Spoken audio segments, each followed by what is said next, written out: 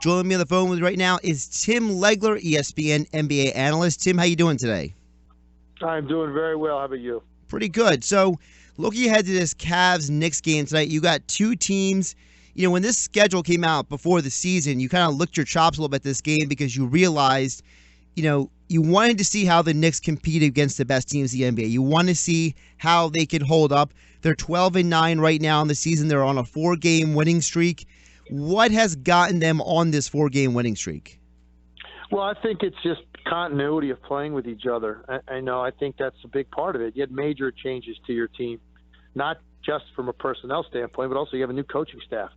So that's a lot to take on in 1 year. You bring in Courtney Lee, you bring in Derrick Rose, you bring in Joe Cannell, you bring in 3 new starters, a second-year player in Porzingis now, who you hope takes a big leap, and then you still have Melo there. And then you change your coaching staff. That's a lot. So it's going to take time, but they get comfortable with each other. They're getting more comfortable. And I also think a big part of it has been, I think they're in a good place because Carmelo Anthony is now walking out on the court to start the game, and he's looking around and saying, I'm out here with 2 other guys that can win their matchup anytime down the floor. He hasn't had that since he's been in New York. So now with Derrick Rose, hasn't missed a game, playing really well, looks explosive. Porzingis is going to be a superstar, and he's incredible. I think he actually is the most improved player in the NBA.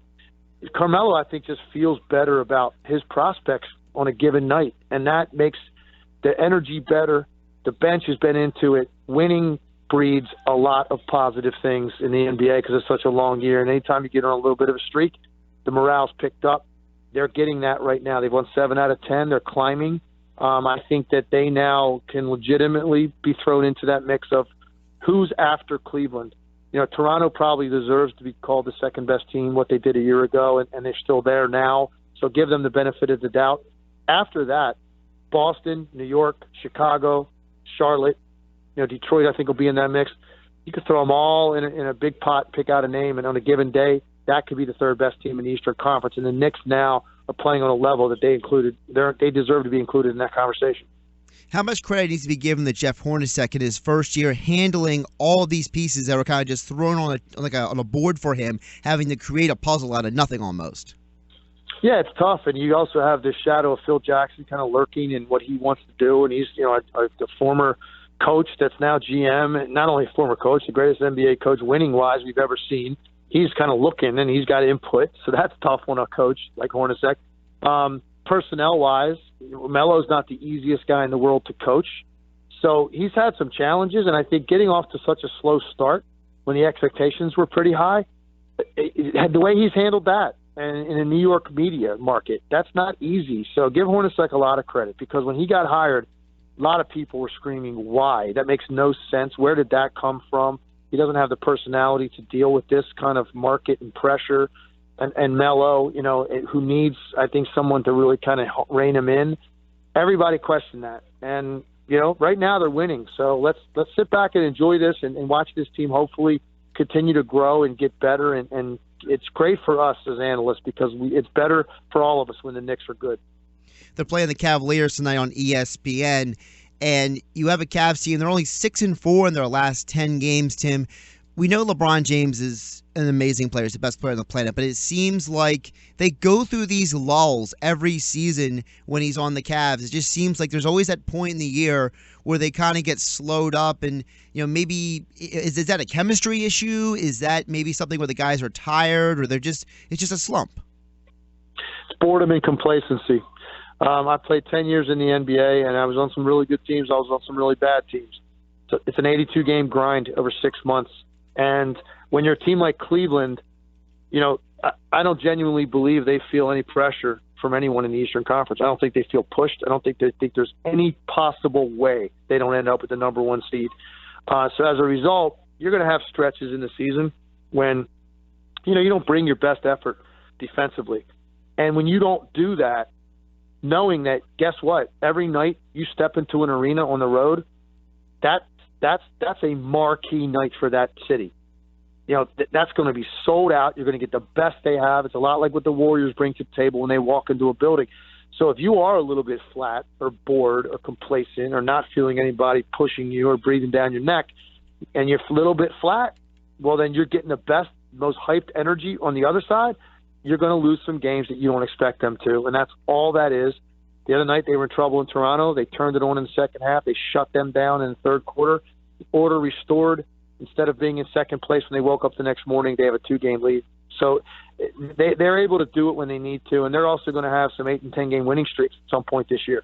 It's just the way that the season works, but it's easier, I think, to stay motivated every night when you've got someone pushing you like the Warriors do with the Spurs and the Clippers. Tyronn Lue, their head coach, is a former player. How does he help them not let that complacency take a hold for long stretches? Yeah, it's tough. I mean, you as a former player, and Tyronn Lue knows it. He played on teams that went through what I just described. So, on one hand, you kind of understand it. Not maybe in the moment when you're frustrated while the game's going on, but you really know it. You talk about it with your staff before and after the game, and you kind of get where you're at. At the same time, you have to be a coach, and you have to say things to motivate them, and you have to every now and then you even have to mix up some things, man. You change the rotation up a little bit with minutes. You change combinations up just to let them know, hey, I'm paying attention to this, guys. This isn't acceptable. And you get order restored. But I think overall, as a former player, he just gets it's the dog days of December and January, man. That's when you see a lot of these ruts from teams that you wouldn't normally expect. They want to just position themselves to a certain place for the All-Star game and then have that 30 to 35 game push afterwards to go full throttle and sprint to the finish. Tim, one of the teams that you could say they were complacent against, the Cavaliers, was the 76ers. I'd be remiss not to mention the Sixers before I let you go.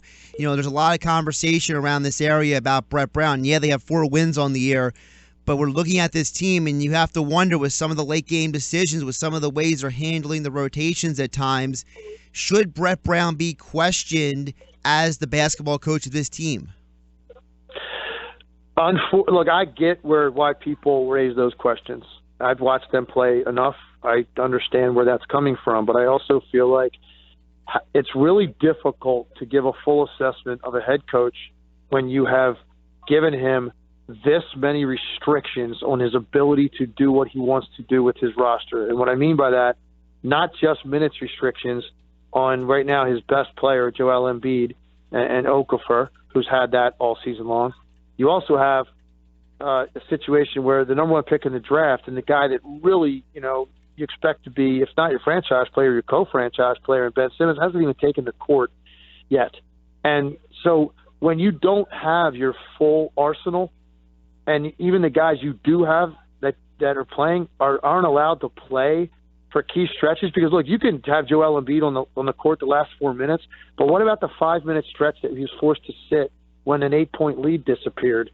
And now you have to coach completely differently down the stretch. All that stuff affects your decision-making and coaching. I get some of the late-game possessions. Maybe you didn't see the set that you wanted to see, and you didn't see the organization. Well, again, maybe you're not in that position if he's able to play whoever he wants to the entire game. So I think we need to just wait. That's just the nature of what he's dealing with until Ben Simmons comes back. They make a decision on what they want to do with their bigs before the trading deadline. And let's see what this team looks like when Brett Brown could just coach basketball without this list of things in his back pocket that he can't do tonight. ESPN NBA analyst Tim Legler joining us ahead of tonight's NBA on ESPN. Cavaliers versus the Knicks tonight at 8 p.m., part of a doubleheader. Then the Warriors take on the Clippers. Tim, appreciate you joining me today, and hope you enjoy the games tonight. My pleasure. I'll catch up with you soon. Thanks.